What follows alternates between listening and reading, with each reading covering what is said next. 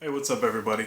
I just wanted to give you guys a rundown on what happened at the Samsung unpacking event today, where they announced 4 different devices, and I'll give you a rundown of those devices, some specs, my thoughts, and some features on those.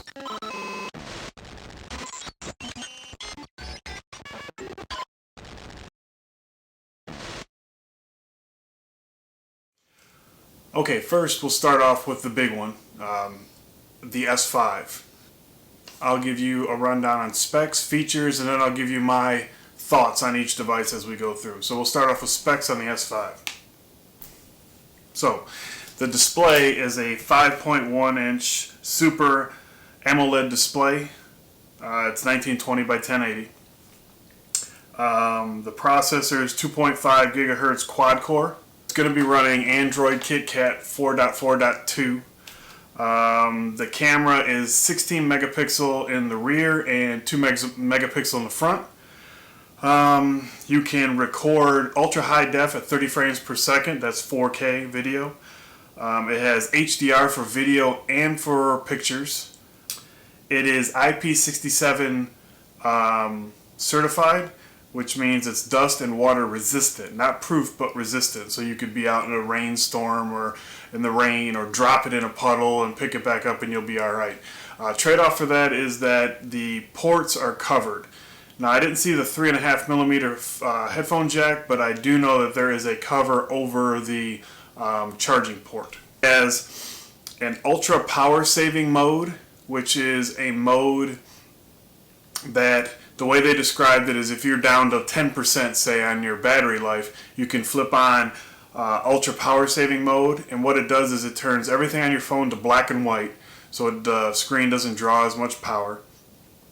And it also only runs certain features, like it'll turn everything off except for like SMS and phone calls.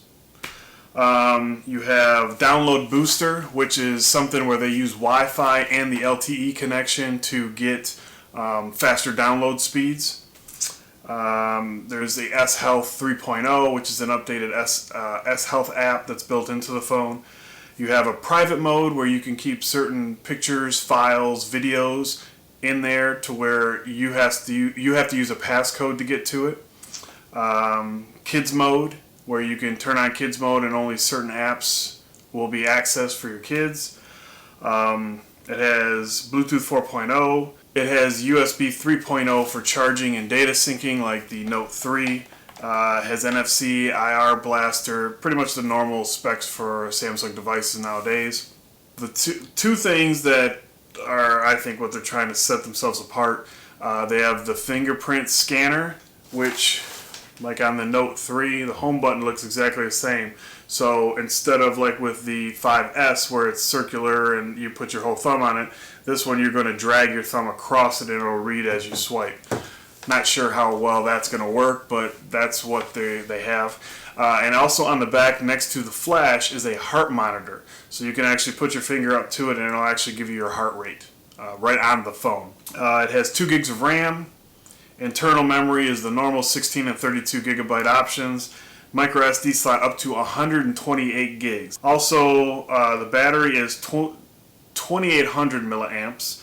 And they're saying standby time's 390 hours, talk time 21 hours. But they also said that it would give you 10 hours of web on LTE and 12 hours of video playback.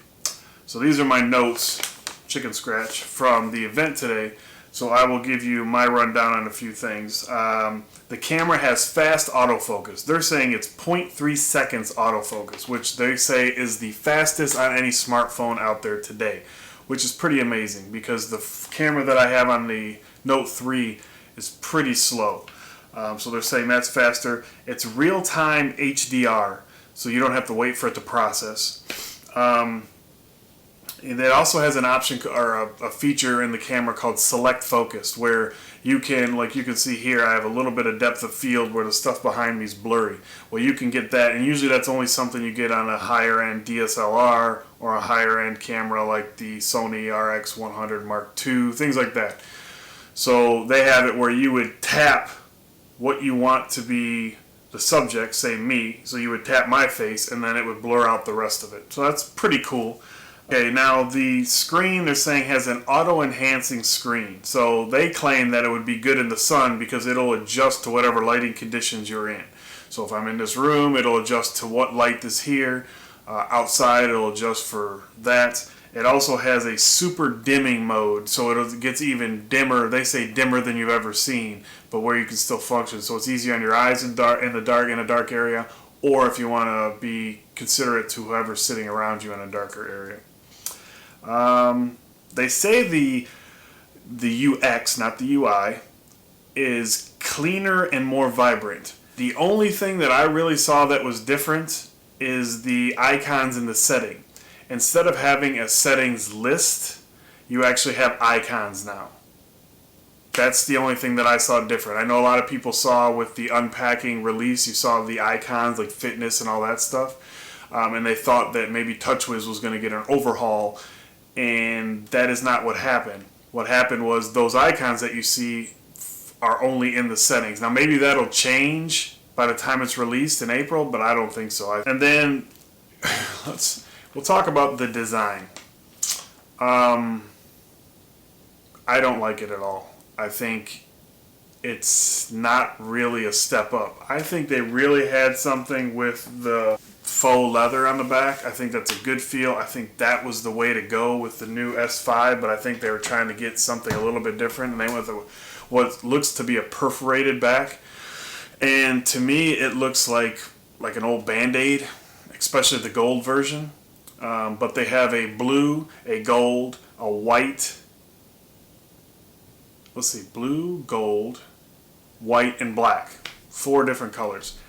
Now, the way they described it was modern glam, is how they described it. And the guy on stage, I don't remember his name or who he was, from their Europe department, was showing that when you turn it on its side a little bit, you can catch shimmer in the light, which reminded me a lot of the Twilight Vampires, which I'm not a fan of those either.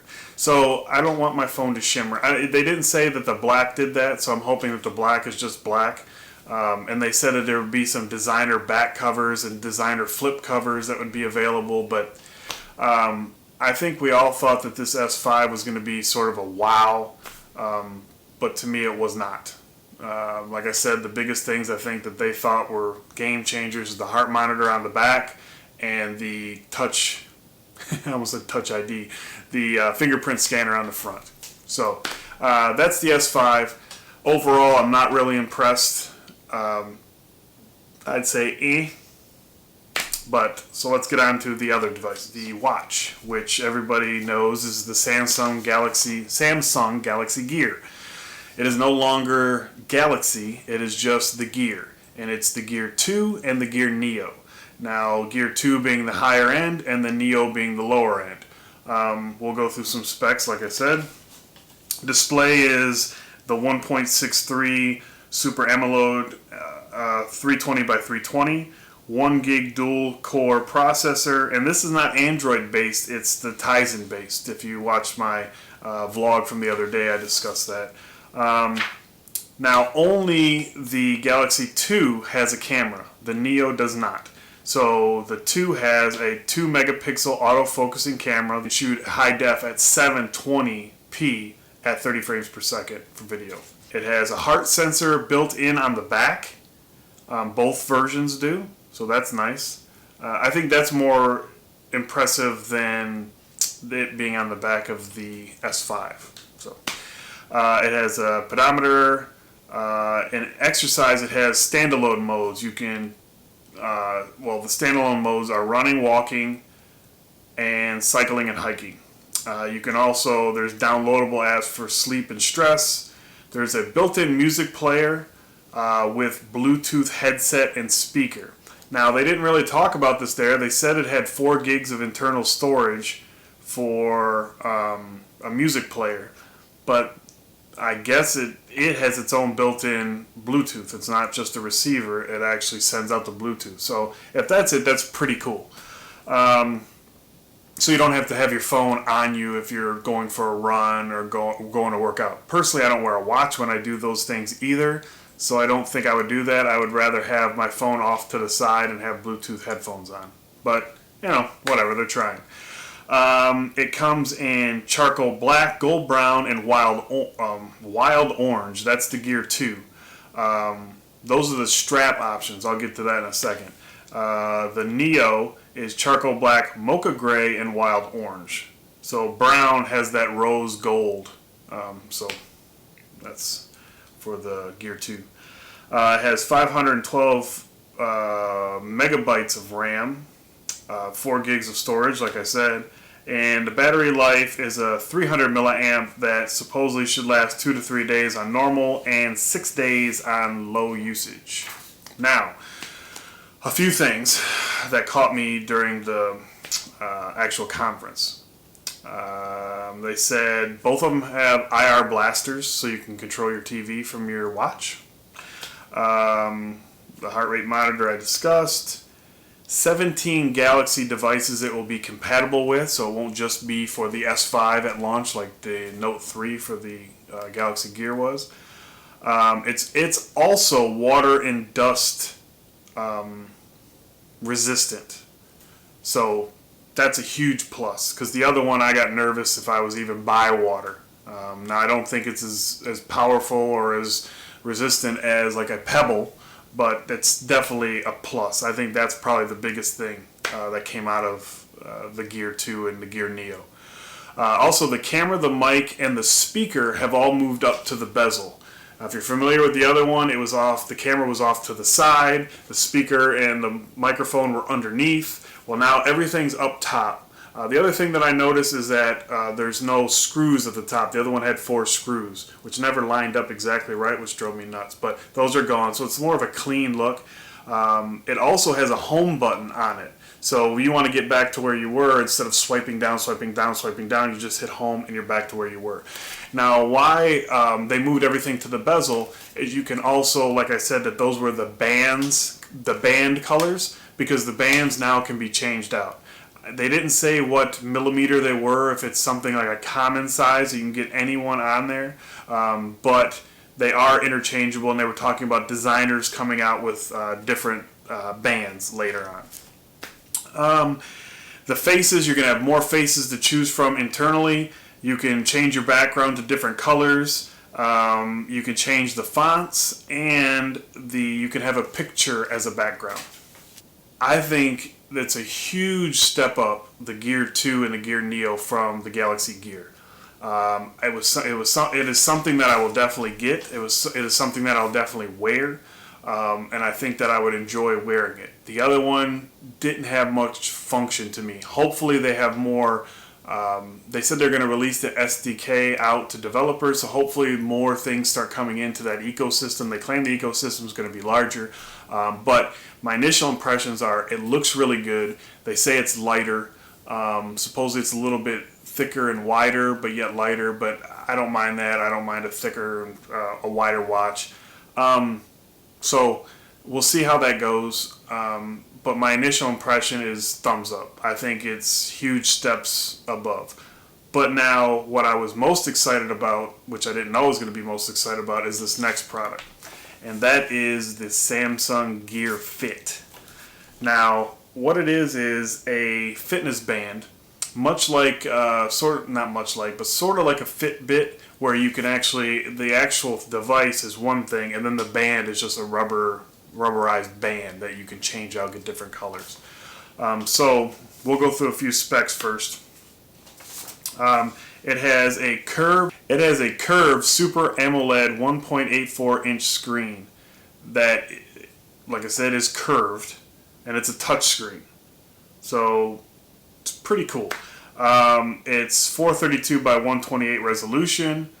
Looks really, really, really cool. The contour makes it so it fits good against your wrist, not anything bulky and sticking out. Like I said, it fits into the rubber strap. It's got Bluetooth 4.0. It's also IP67 rated against dust and water. It's resistant, just like all the other devices today. Heart rate sensor also built on the back, just like every other device today. It has a pedometer and a gyroscope to help keep with tracking, so you don't have to keep it attached to your phone to get all the info that you need. Also, which here is a huge step up from all the other Fitbits and different fitness bands, is you can get notifications on this. So you can get notifications for calls, emails, SMS, alarms, and the S Planner, which is pretty cool also. I also saw like Find Your Phone and a few other things on some hands-on videos. It's also open to third-party app notifications as well. The Gear Fit includes personal fitness coaching options integrated with the heart rate monitor to make sure that you're working out at the proper rate, so it'll actually monitor as you're going and let you know if you need to step it up or slow it down. And then it weighs 27 grams, so super lightweight. And the battery on it is 3 to 4 days typical and 5 days at low use. So again, you can swap the straps. It's going to be 20 Galaxy device compatible when it comes out. So my feeling on this is huge thumbs up. I think it's great. It looks beautiful. I think it's going to function beautiful. Here's a few thoughts on all of these things. One, here's more of a thought, here's a fact. The S5 will be available on April 11th for like 100 countries, US being one of them. So that being said, the price point is what is going to make or break all these devices. I think $300 for the original Gear was on the high side. When you look at something like the Pebble Steel at $250, I think if they could be at $250 and then maybe $200 for the Neo, that would be a great price point. And then you're looking that other one, the Galaxy Gear has to be at around $150 if the others are there. That puts it in par. You're looking at the some of the Fitbit runs from $100 to $130. So if you could get at that $150 mark, because it's got a lot more, I think people would make that jump from the higher end Fitbit to the Galaxy Gear. But again, all these things are wrapped up in the Galaxy ecosystem, the Samsung ecosystem, so that is not a good thing for an iOS user or even a Windows Phone user. I don't know any of those people, but definitely the iOS. My final thoughts. The Galaxy S5, it's okay. I don't think it's any game changer. I don't think it was enough to get people that excited. The Gear 2, I think, was a huge improvement. The Neo is an inexpensive or a less expensive option. I think that's a great thing. And then the Fit, I think, is another great device. Hopefully price point will be good on all these things so that they sell a lot, and then these type of wearables and different things keep coming out. My question to you guys today is the S5, did it do enough for you to either upgrade or to jump and pay what will probably be $650 or $700 off contract to actually get it? Does it excite you that much? Also, the Galaxy, the Gear, not the Galaxy, the Gear 2 and the Gear Neo, are those something you guys would be interested in? And then also the Gear Fit. To me, that was the top thing that I saw today that really had me sort of like, wow.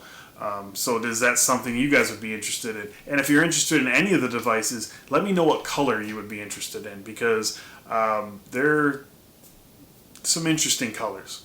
So that's going to be about it. The video's a lot longer than I thought it was going to be, so hopefully I can edit this bad boy down, and I will see you guys in the next video. If you enjoyed this, please give me the thumbs up. If you're not a subscriber, make sure you subscribe down below. Lots of content like this, lots of tech, lots of unboxings, lots of reviews. So make sure you subscribe down below so you don't miss any of that. And I will see you guys in the next video. Thanks for watching.